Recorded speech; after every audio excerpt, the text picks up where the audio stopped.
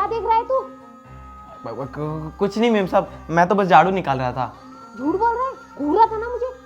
नहीं नहीं मेम साहब, आपको गलतफहमी हुई है, मैं तो बस झाड़ू निकाल रहा था। एक बात बता, ये दरवाजा कैसे खुला? ये तो मुझे नहीं पता मेम साहब, हवा से खुल गया होगा।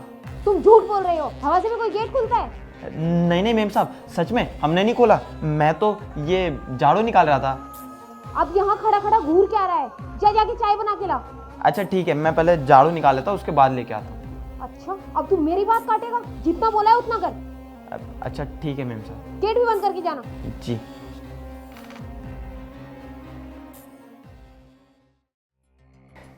यार क्या नज़ारा था, क्या कमर, क्या बदन। ओह, अब तो सब्र नहीं होता। मेम साहब, अब कब मैं आपको हासिल करूँगा। लेकिन आप जो ये डांटते रहती है ना, मुझे बिल्कुल भी अच्छा नहीं लगता। लेकिन तुझे ना सबक ज़रूर सिखाना पड़ेगा। मेरे पास उसके लिए एक तरीका है। चाय बनाऊँगा और उसमें ना बेहोशी की दवाई मिला दूँगा, और उसके बाद देखता हूँ आप मेरी कैसे नहीं होती मेम साहब। ओह, आप नहीं, तुम मेरी कैसे नहीं होती। हिम्मत तो देखो इसकी। मुझे अच्छी तरीके से याद है कि मैंने गेट बंद किया था, और घूरने लग रहा है मुझे खड़ा होके। इससे बात करनी पड़ेगी मुझे।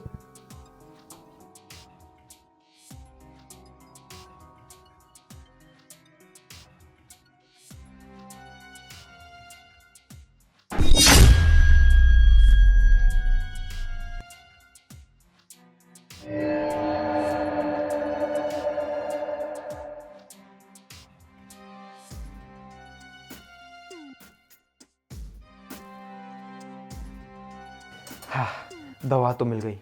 और अब मेम साहब एक बार आप ये पी लो, फिर आप मेरे और मैं आपका, और साहब गए बाढ़ में। लेकिन एक बार बस ये पी लो, अब सब्र नहीं होता। अब तो बस आपको अपना बनाना है, बदन से लगाना है। हाँ।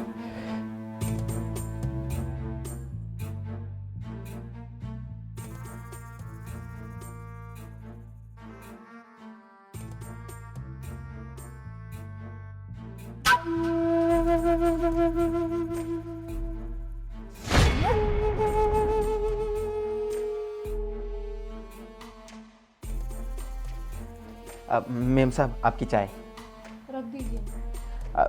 पी लीजिए ना, वरना ठंडी हो जाएगी। हाँ मैं पी लूंगी, तुम रख दो। पर ठंडी हो जाएगी तो मज़ा नहीं आएगा, एक बार पी। पी लूंगी। अच्छा ठीक है, पर पी लेना ठीक है, ठंडी होने से पहले। हाँ मैं पी लूँ। और सुनो, मुझे तुमसे कुछ बोलना था। मैंने सुबह तुम्हें डांटा था ना, उसके लिए सॉरी। अरे क्या मेम साहब, इसमें क्या सॉरी, वो सब तो चलते रहता है। वो सब तो ठीक है, लेकिन आप चाय ज़रूर पी लेना। हाँ मैं पी लूँगी चाय। और मैं ये पूछ रहा था कि खाने में क्या बनाऊँ?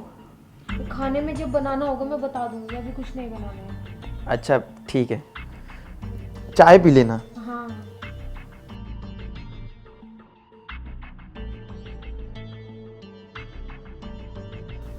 मुझे पता है कि जानबूझ के मुझे फोर्स क्यों कर रहा है, ताकि मैं बेहोश हो जाऊं और तू मेरा फायदा उठा सके।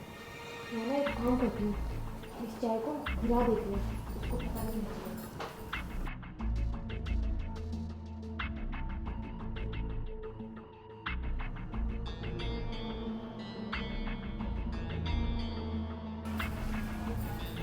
तो आप जल्दी से आ जाइए, मुझे बहुत डर लग रहा है।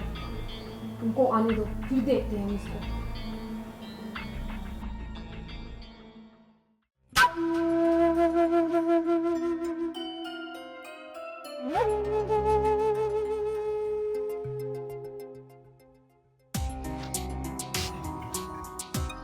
मेम साहब एक बात बता, मुझे ना इस पल का बहुत ही बेसब्री से इंतज़ार था। मैं रोज़ सोचता था कि कब ये पल आएगा जब मैं आपको इतनी नज़दीक से छू पाऊंगा। लेकिन देखो, आज वो पल आ ही गया, भगवान ने भी मेरी सुन ली। क्योंकि मेरा सच्चा है ना प्यार, इस वजह से। और वो तो आपको दिखता नहीं है, मैं गरीब हूँ इस वजह से। लेकिन कोई बात नहीं, अब क्या गरीब अमीर, अब तो बस तुम और मैं। अच्छा हुआ आज ना मैं वो बेहोशी वाली दवाई साथ लेके आया, अगर नहीं लाता तो ये पल चला जाता मेरे हाथ से। चलो अब बातों पे वक्त ना ज़ाया करते हुए हम आगे बढ़ते हैं।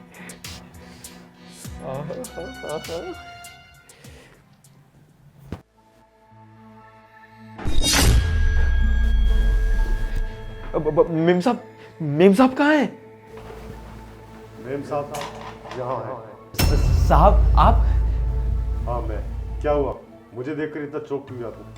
अरे नहीं साहब, ऐसा कुछ नहीं है। वो तो आप लेट आने वाले थे ना। कर क्या रहा है वैसे तो उस कमरे में? वो मैं तो चाय का कप लेने आया था। चाय का कप लेने आया था या ये देखने आया था कि तेरी बेहोशी की दवा ने असर किया कि नहीं? क्या बोल रहे हो साहब? मैं ऐसा क्यों करूँगा? बकवास बंद कर। सब कुछ बता दिया उसने मुझे, क्योंकि इसने तुझे बेहोशी की दवा मिलाते हुए देख लिया था।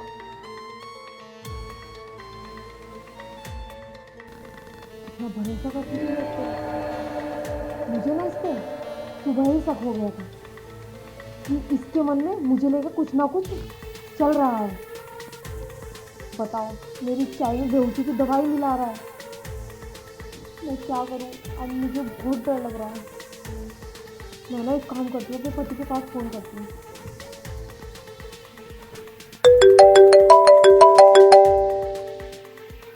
हाँ बेबी बोलो ना। कहाँ हो आप? मैं एक क्लाइंट के पास आया था मीटिंग के लिए। मुझे नहीं पता, आप जल्दी से घर आ जाइए। क्या हुआ, इतनी घबरा क्यों रही हो? सब ठीक है ना? नहीं, यहाँ पर कुछ ठीक नहीं है, प्लीज़ आप आ जाइए। अरे हुआ क्या, बताओगी? अरे वो जो रामू अपना नौकर है ना, उसने मेरी चाय में बेहोशी की दवाई मिलाई है। मैंने अपनी आंखों से देखा है जो वो दवाई मिला रहा था। क्या उस 2 कौड़ी के नौकर की इतनी औकात कि वो तुम्हारी चाय में बेहोशी की दवाई मिलाएगा?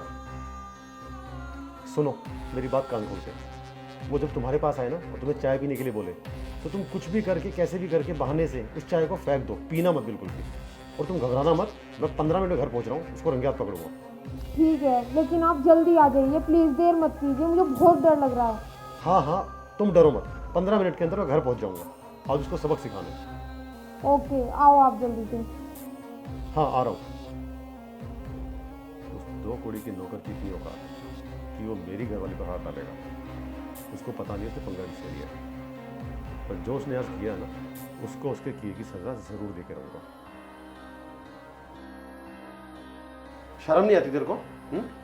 तेरी गरीबी पर तरस खाकर हम दोनों ने तुझे काम पे रखा था कि तेरे घर पे 2 वक्त की रोटी का जुगाड़ हो जाए, और तू जिस थाली में खाया उसी में छेद कर रहा था।